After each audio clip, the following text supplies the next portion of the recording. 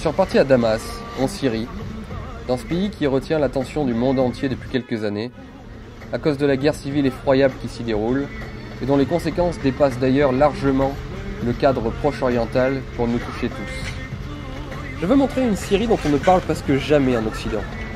Depuis le début du conflit, et alors que pour d'obscures raisons, nos gouvernements ont choisi de soutenir sans condition le camp des rebelles, la Syrie légitime, celle de Bachar el-Assad, présentée de par chez nous comme un monstre absolu sans aucune nuance, n'a pas voix au chapitre.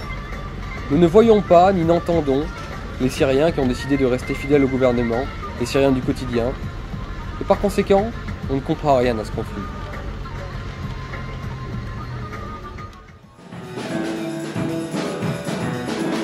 Improvisé journaliste le temps d'un voyage, j'ai voulu aller voir tout spécialement les Syriennes, les femmes, les filles, entendre ce qu'elles ont à nous dire sur la réelle situation du pays du Cham, et peut-être nous ouvrir un peu les yeux sur un conflit de civilisation bien plus complexe que tel qui nous est bien souvent présenté.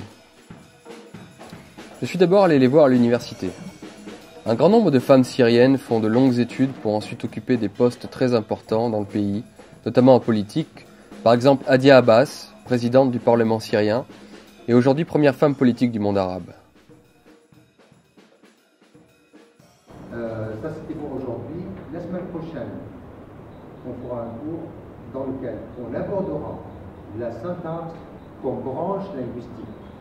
Comme on l'a dit, le mot syntaxe désigne... Maintenant, malgré l'existence de la crise, nous vivons avec liberté. Nous venons à l'université, étudions. Nous arrivons aussi à... Des femmes qui étudient librement dans un pays à majorité musulmane, c'est un fait notable. Je leur pose la question de savoir qu'est-ce qu'il se passerait pour elles si jamais les rebelles devaient gagner. Cette situation maintenant est très bonne. Si cette situation va changer, on ne peut pas continuer notre étude. Va changer notre vie. Notre vie maintenant est très bonne. La situation est... Et vous pensez qu'il y aura des problèmes? Oui, bien sûr. Si cette situation donc maintenant change, notre état va changer aussi. De pire ou vers mieux? Pire ou mieux? Pire, bien sûr. Mais si les rebelles venons ici, on ne peut pas continuer nos études, certainement, parce qu'il existera certains problèmes et nous obligeons à rester dans notre maison et nous aussi porter des voiles. On n'aura plus la liberté de faire comme nous voulons, mais comme eux ils veulent. Mon désir et mon avenir est meilleur. Le mélange de différentes confessions et la mixité homme-femme est une vieille tradition syrienne. Et c'est vrai que croiser au détour d'un stade une femme et la voir être entraîneuse d'une équipe de foot composée de jeunes garçons est quelque chose dans un pays arabo-musulman d'assez surprenant.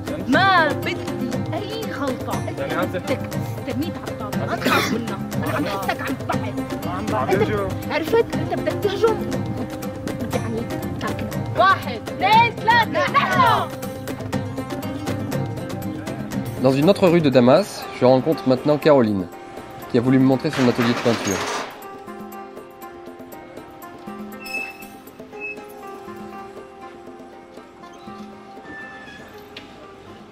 Okay, I drew here silent nature with acrylic and charcoal. I put a little bit of soft pastel. It's like mixed media. I try to do it like mixed media and a little bit of abstract. Une fille qui peint dans un pays en guerre depuis 4 ans, j'ai eu envie de lui demander si cela avait une influence sur son art et sur sa vie. I can't say it's that bad. I continued my life like drawing, painting, working, It didn't affect me that much, but maybe it affected how I think about the paintings that I'm going to draw. My feelings, my emotions are changing, like day after day are changing how I really want to put in the painting, the subject. I drew a lot of paintings about Syria, damage and everything. But it motivated me actually to do something very strong. I lived like 4 years in a war that it really gave me the power to do something even better, to draw. Very emotional. So it's good. It gave me something positive to do. In Syria, in Damascus, where I actually live, I'm free to paint, to draw, to do whatever I want. This is how I was raised since I was a kid. I was free to do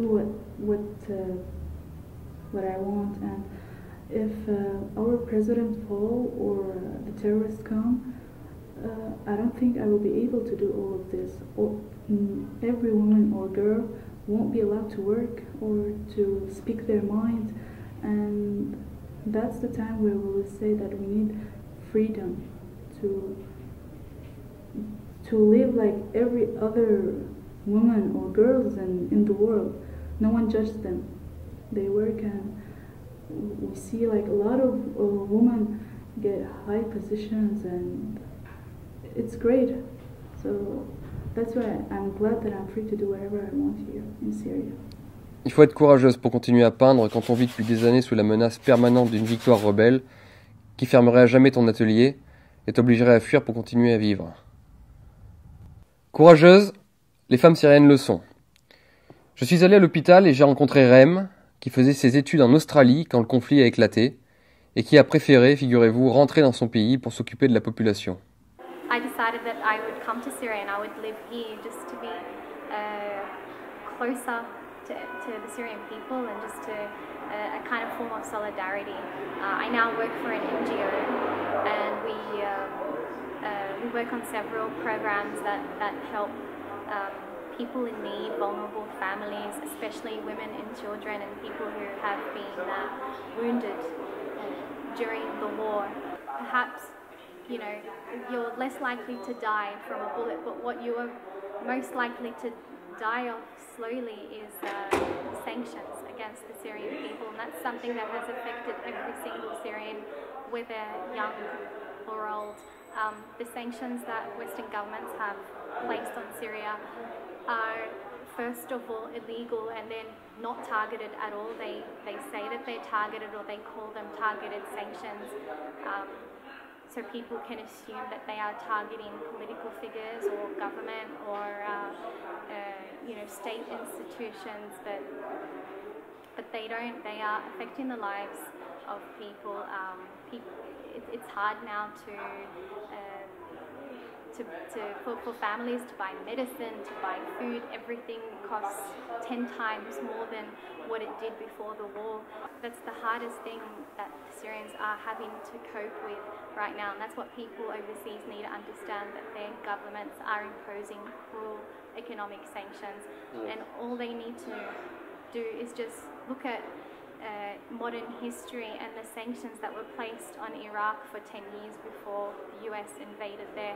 500,000 Iraqi children died because of those sanctions, and it's hypocritical when they talk about human rights and human rights abuses and being prosecuted for war crimes. This is sanctions against Syrians. They are a war crime. They're a massive humanitarian crime against the people, and they need to stop. They need to stop. J'ai voulu aller voir les femmes réfugiées, celles qui avaient vécu avec les rebelles. Elles sont très nombreuses à Damas. Elles les ont fuies. Les femmes que nous allons voir maintenant sont en train d'être réinsérées à l'aide d'associations. On leur donne petit à petit du travail. Par peur d'une possible victoire rebelle, elles ne souhaitent pas qu'on filme leur visage. Mon nom est Rima. Je viens de Der al-Zor. Nous nous sommes échappés de chez nous pour venir à Damas, car nous étions sous le siège de Daesh. Il y avait l'armée libre syrienne qui s'est transformée peu à peu en État islamiste. Quand Daesh est venu chez nous, parce que Daesh coupe la tête de ceux qui s'opposent à eux, il y avait aussi Al-Nosra. Mais maintenant, il n'y a plus que Daesh. Nous sommes maintenant à Damas. Nous nous sommes échappés de Der al-Zor en cachette. Au niveau de la vie, avec l'armée libre syrienne, on ne pouvait pas sortir. Et on ne pouvait plus travailler. Mais quand ils se sont transformés en Daesh, ça a été pire. Après leur fuite, de nombreux réfugiés n'ont hélas pas encore été réinsérés dans la société syrienne. Je suis allé les voir dans la rue, où, dans leur misère, elles ont de terrifiantes histoires à nous raconter. Je viens de Tal Tamr. Quand les rebelles sont entrés chez nous, ils nous ont forcés à faire beaucoup de choses. Les femmes devaient être en burqa, on ne pouvait plus sortir ou marcher toute seule sans un gardien masculin, et si on sortait quand même, ils nous punissaient avec le fouet. On ne pouvait plus aller voir des médecins, car tous les médecins étaient des hommes. La vie avec les rebelles était un enfer. Nous voulons la sécurité, être protégés. Au moins la vie ici, on est libre. Le pire moment de ma vie a été quand on a essayé de s'échapper, et quand ils sont venus dans notre ville.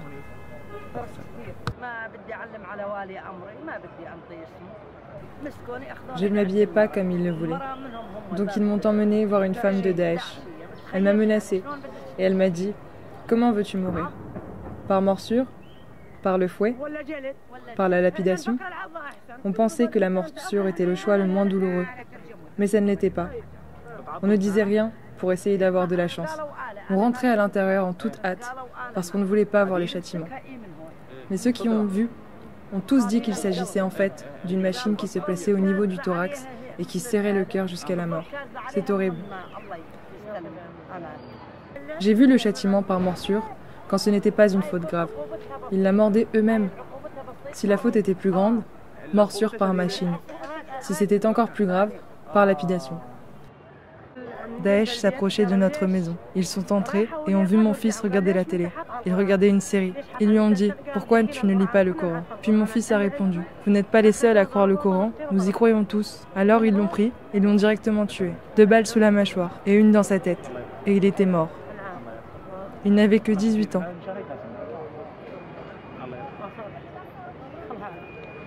Et maintenant je suis seule, sans mon mari, sans mon fils, sans mes enfants, sans maison.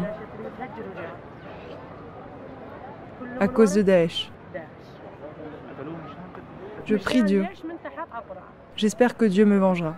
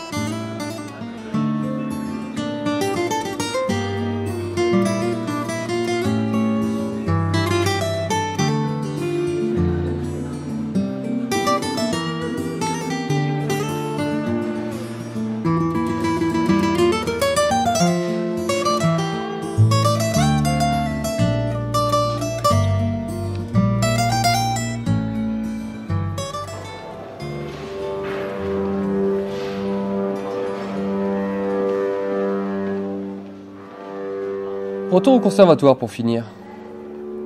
J'ai voulu interroger cette fille, qui est musicienne, professeure de musique, et qui poursuit dans le même temps des études de médecine, en pleine guerre.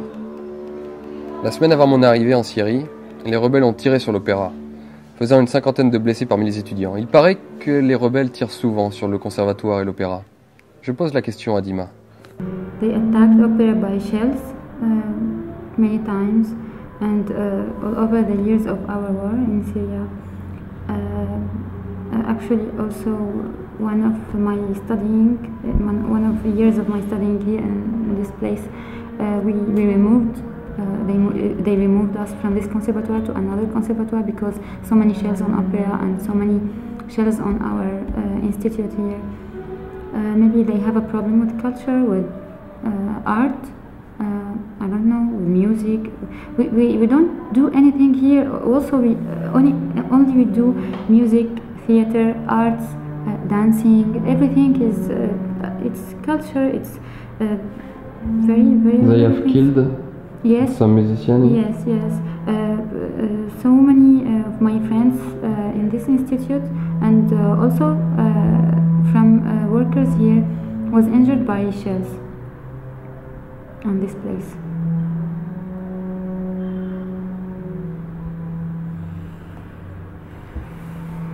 Andima. Et je lui demande maintenant qu'est-ce qu'il se passerait pour elle si les rebelles devaient gagner. Rebel and win the war. For you. For me, I can't imagine because as a girl, as a musician, I can't do anything. Now I can do everything. I can go everywhere. I can do my arts, my concerts. But if it happened, it will be a big problem. Not only for me, for many people, for many girls, for everyone, because we will be prohibited to do all this, especially music and arts, because it's maybe a big problem with rebels.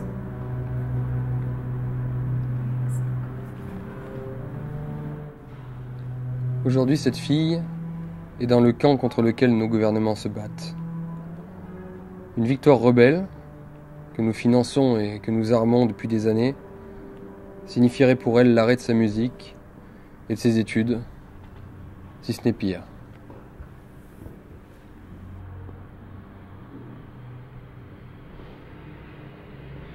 Pour terminer, je lui demande de me jouer un morceau. I will play Vocaliza for Rachmaninov. Voilà les filles de Damas, les Syriennes du quotidien, et ce qu'elles avaient à nous dire.